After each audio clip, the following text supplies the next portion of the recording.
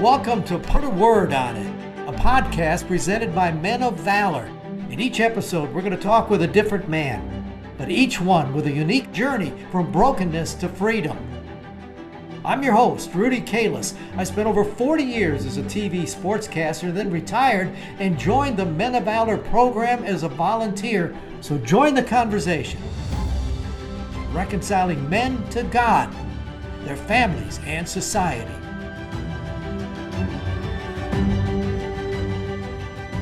Welcome to another edition of Put a Word on It, brought to you by Core Civic. We always have interesting young men that walk through the door to do our interviews. One of those, Allan Hassenplug. He walked in, he is a senior, and what he does is he drives guys around.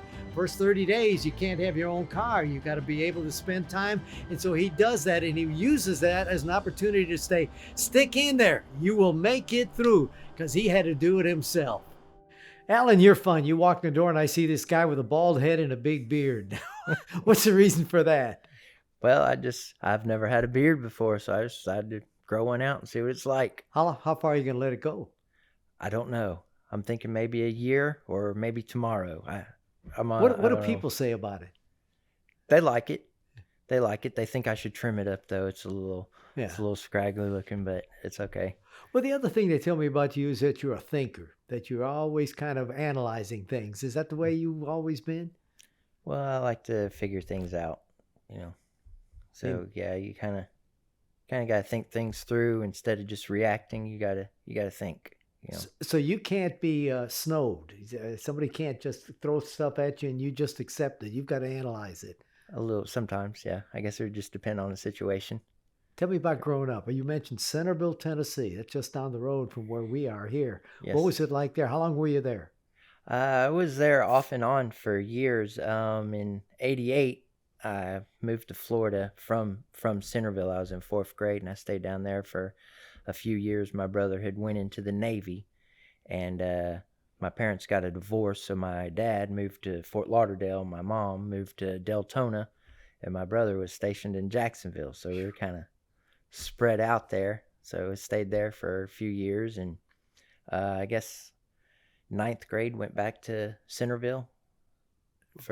With which parent, or with nobody? In 9th grade, I guess my mom. I believe my dad and my mom kind of both moved back to Centerville, and then my dad went back to Florida. But I only stayed there for 2 days, and then right back to Florida I went. Why? For 9th grade. Why? 2 days? Yeah, I was, I was just mischief maker. I got into a lot of mischief. I was kind of really just allowed to do what I wanted to do because I bounced back and forth between my grandmother and my mom and my dad. I just kind of bounced around, and when I guess I don't really want to say that one got tired of me and pushed me off onto the other. It was just, which I think it was kind of more like just being an adolescent and being like, well, I'm not really getting my way here. Let me go on and see what, I can do over here. Let me ask you this. What did the divorce of your parents do to you? Because you're at an age where you're going, wait a minute, why are you guys splitting up? Did that contribute to this kid that got in mischief? I really don't think the divorce fazed me that much because I really never spent any time with my dad growing up at all. Why? I really don't know. He was there, but I just don't really remember having any interaction with him. So it's him not drawing you into his world or wanting to be a part of your world mostly. Is that it? Mm-hmm. So does that make you look for other stuff or make you feel like you're not good enough, or what does it do? No, I've never not felt not good enough. I don't know. I think I was just more or less ignored. I was the youngest. My brother and sister were already grown, and my mom was kind of doing her own thing with the guys that she was with, and my grandmother was always home, and my grandmother was like, get outside. So. How did the mischief lead to serious trouble? I guess it really just kind of led to drugs, really. It wasn't that I was a mischief maker in a lot of trouble. I really never got into a lot of trouble growing up. Like with the law. I just do a little vandalism, maybe spray paint some stop signs, or maybe take some stop signs and hang them up in the room, and street signs and things like that. But I never really got in trouble for stuff like that. I would hang out with my brother's friends that were still in Hickman County that he went to high school with. My brother was pretty popular growing up.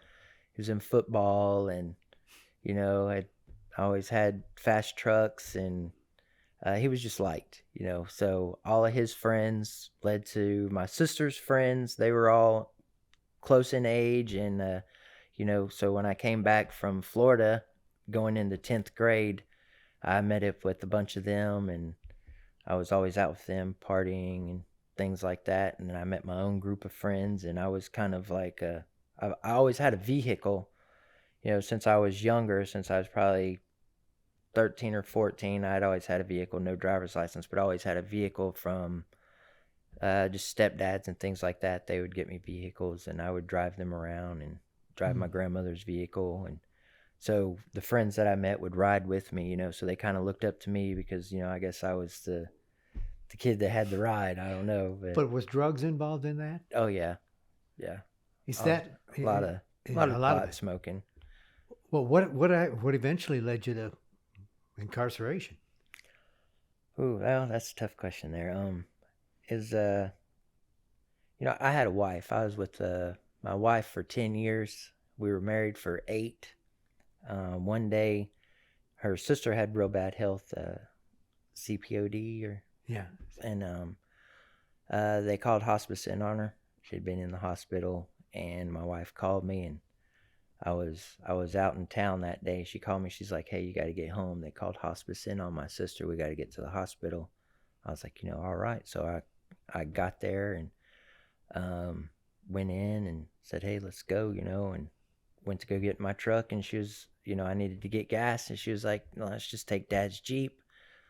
So we took her dad's Jeep, and I wasn't used to driving it. I was used to driving the roads, just not that Jeep Cherokee, and it's a long straightaway, and I was driving erratic. We come around a curve, we wrecked, had an accident, and she didn't make it. Oh. So Were you high? Were you high? No, I wasn't. You weren't? No, I was not. I was just driving reckless. It was early in the afternoon, or evening, rather. Took her life? Yes. And they got you on what? Vehicular homicide? Yes. Wow. A year and a half after the accident, I was indicted. How much time did you have to spend? They gave me a 15-year sentence, and I served 6. Where's God in the middle of all this? I was selfish. I was depressed. I felt sorry for myself. I felt sorry for what I had done to her family, my family, and I was doing a lot of heroin, to be honest. I was doing a lot of heroin, drinking a lot of alcohol in prison. And my mom's birthday is September 27th. So the accident was October 8th. Our anniversary was October 31st. Her birthday was November 26th, and it was just one thing after the other, and I just couldn't take it. And I was just at my wit's end, and just, and I was just ready to end my life, man. And people don't realize how much drugs is available in prison. Mm-hmm. That you can try to mask, and you can try to hide behind it, and you can try to medicate yourself in some way with that stuff. You can only do it for so long. You can only medicate yourself for so long before it stops working, and that's where I was at. And 4 days after her birthday, November 30th, 2019, I accepted Christ. I just, I said, "God, please take this from me. Please take this drugs from me. Take this depression from me." And He did. Instantaneously, or did something begin to switch? No, me and Jesus, we're friends, man, and we did a sneak attack on that old devil. When I asked Him, come in and save my life, come in and save me, He came in my heart. He kicked that devil out of there, and He let me go through the pain and suffering of withdrawal. for about 2 months. And I didn't realize it at the time, but I wasn't even craving the drugs. I wasn't craving them, but I felt the withdrawal. And anytime during that 2 months, I could have walked out of that cell and got some and felt better, or just went back and he kept it. He kept that from me.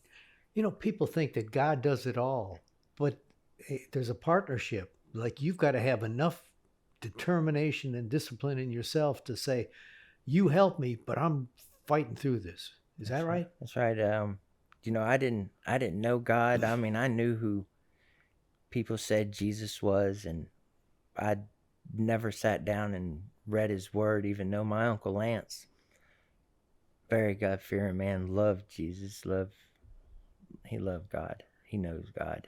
He passed away a few years ago, so I'm sorry that he didn't get to see me get saved. And but he stopped doing drugs at 40. I was 42 when I stopped doing them, and he'd always planted that seed. You need to straighten up. You need to come over. And what does your family think about you now? Do you communicate? Do they see this new man? My mom's very proud of me. Because you've gone through all of Men of Valor. You've stuck with it. Mm-hmm. You're a different man. Your mom is proud. Mm-hmm. Wow. Our program's put a word on it. It is. Have you got a word for me? I do. What is that? It's reconciliation. Reconciled. Who are you reconciled with? I've reconciled with my wife's family, reconciled with my family, and with God. Boy, your wife's family had to be strong, because that's they'll never forget what happened there. They weren't. And are they reconciled with you? The ones that are still left alive, there's still some work to do there. Yeah. But, Ooh. they see me. But they see the man that's changed. Is there a verse that goes with it? There's a good word. 2 Corinthians 5:20. Now then, we are ambassadors for Christ. As God was pleading to us, we implore you on behalf of Jesus Christ, be reconciled to God. You've been through a lot, my friend. Yeah. But I don't think you're ever going to change back. Thank you so much for spending time with us. All right. Thanks. What an interesting word, reconcile. I like the Bible verse that he had with it. We've had nobody else that we've had so far that had that particular word. And he said afterwards, he said, just tell the people, I want them to get reconciled with Jesus Christ and let him come into their lives. That's my whole mission. And that's what he does, even by just driving a bus. Here's, fellas, what I've done and what I've learned, and I want you to feel the same. So enjoyable time with him. Thanks again. Thanks for joining us. Join us again next time as we put a word on it.